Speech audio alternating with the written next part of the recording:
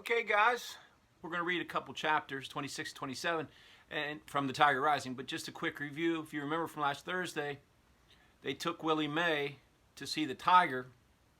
And while they were there, Sistine said, we got to let it out, and all the arguments she's making. And then she decided she was going to leave, and she said when her dad gets her, he'll let the tiger out. Well, we found out that Rob knew that his dad, or her dad, was never coming to get her. She was going to be living with her mother, and the dad will be living with the secretary, I guess.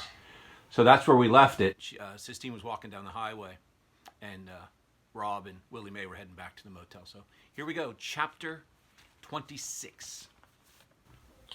He left Willie Mae at the motel and went down the highway. Sistine, he shouted as he ran. Sistine, he screamed again. And miraculously he saw her orange dress with blue polka dots glowing on the horizon. Sistine Bailey. Hey, he shouted. Sistine, I got something to tell you. I'm not talking to you, Rob, she shouted back. But she did stop. She turned around and put her hands on her hips. He ran faster. I come to tell you about the tiger, he said when he caught up with her. What about him? I'm fixing to letting him go, said Rob. Sistine squinted her eyes at him. You won't do it. Yes, I will, he told her. He reached into his pocket and pulled out the keys and held them in front of her, proudly, as he had just conjured them out of thin air, as if they had never existed before. I'm going to do it, he said. I'm going to do it for you. Woo-wee!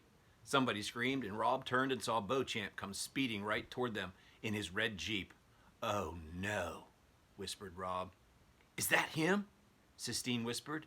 Rob nodded. Beauchamp pulled over to the side of the road, spraying mud and water everywhere. You out getting your exercise?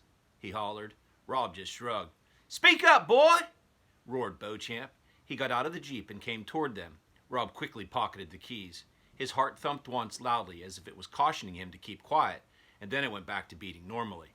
Well, looky here, said Beauchamp when he saw Sistine. You out chasing girls, is that it? Man after my own heart. Is this your girlfriend? Beauchamp pounded Rob on the back. No, sir, said Rob. He looked at Sistine. She was staring so hard at Beauchamp that Rob was afraid the man might burst into flames. Well, I got more goods for you, boy. I left them back at the motel without a bell. Yes, sir. And what's your name, little thing? Beauchamp said, turning to Sistine. Rob's heart gave another warning thump. Lord only knew what Sistine would say to Beauchamp. But Sistine, as always, surprised Rob.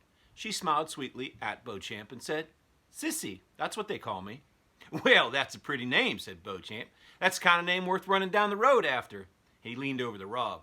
Remember what we got going, boy, right? You keeping your manly secrets to yourself, ain't you? Yes, sir, said Rob. Beauchamp winked. His toothpick wiggled. Well, I got me some business in town, he said. He squeezed Rob's shoulder hard and then looked and took his hand away. You and your girlfriend now? You stay out of trouble. You hear? Yes, sir, said Rob.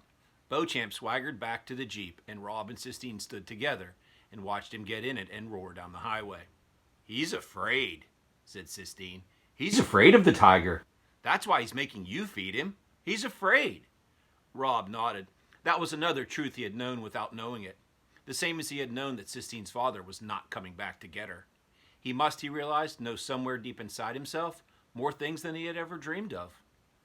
I'm sorry, he finally said. What I said about your daddy? I'm sorry. I don't want to talk about my father, said Sistine. Well, maybe he is coming to get you. He's not coming to get me, Rob. Sistine tossed her head. And I don't care. It doesn't really matter. What matters is the tiger. Let's go. Let's go set him free.